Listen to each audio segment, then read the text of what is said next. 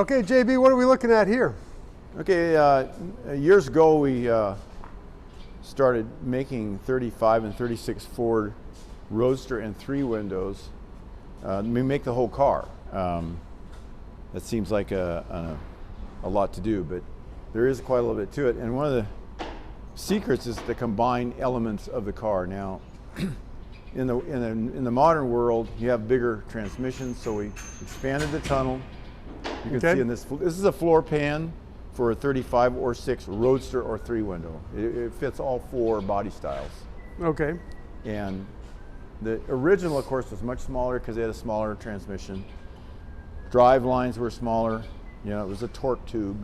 So we've modernized all that. It'll still accept the early stuff, but it'll also accept modern engines, transmissions, and drive lines. Okay. So we want to make it as much as possible in one piece.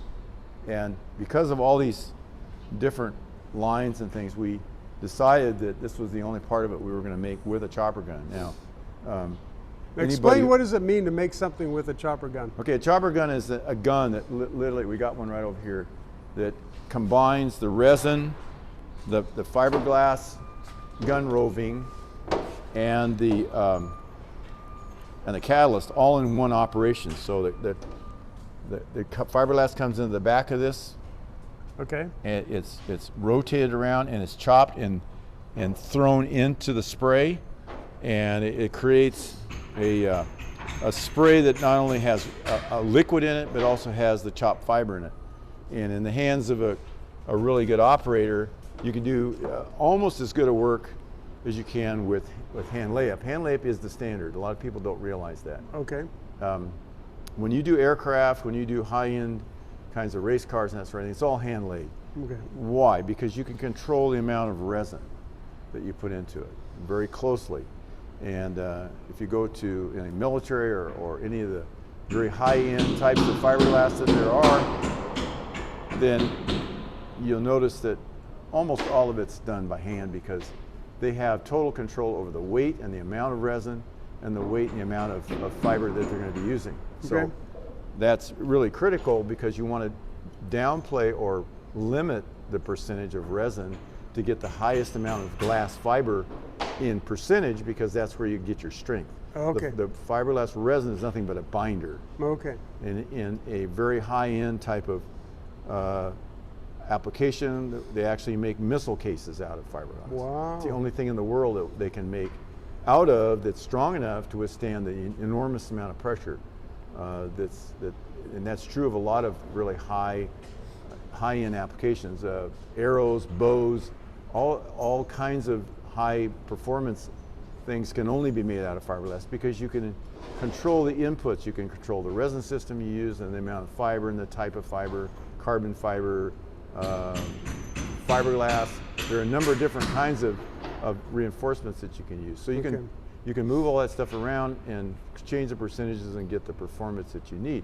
So I assume with this chopper gun you can also control the different percentages? Yeah, you can, but it's very much dependent on the operator. So if he sees, for instance, excessive amount of resin, we have a saying around here, resin is the enemy.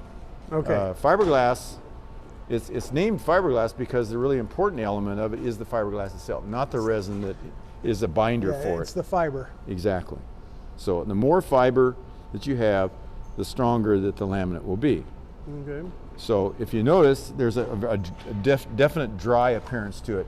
That's because he understands that you only want to limit the amount of resin to about, you know, in the order of 50–60%. Okay. And then you want the rest of it to be fiberglass fiber, or it could be carbon fiber, or any number of other kinds of fibers. But now, as a unschooled, when you say it looks drier, that means I'm seeing more fiber. That is correct. That means the percentage of fiber is higher. Yeah. And a lot of people who do chopper gun work don't understand that. So what they do is they tilt it the opposite direction. So yeah, because it looks smooth and nice if you've got all the resin on there. It's also brittle. Okay. It's subject to damage, especially in a situation where you have a lot of vibration. Okay. That resin is brittle. So if is subject to a lot of vibration, is subject to failure. Gotcha. Okay, just the same way a piece of glass would be. Glass has no strength in and of itself unless you add things to it.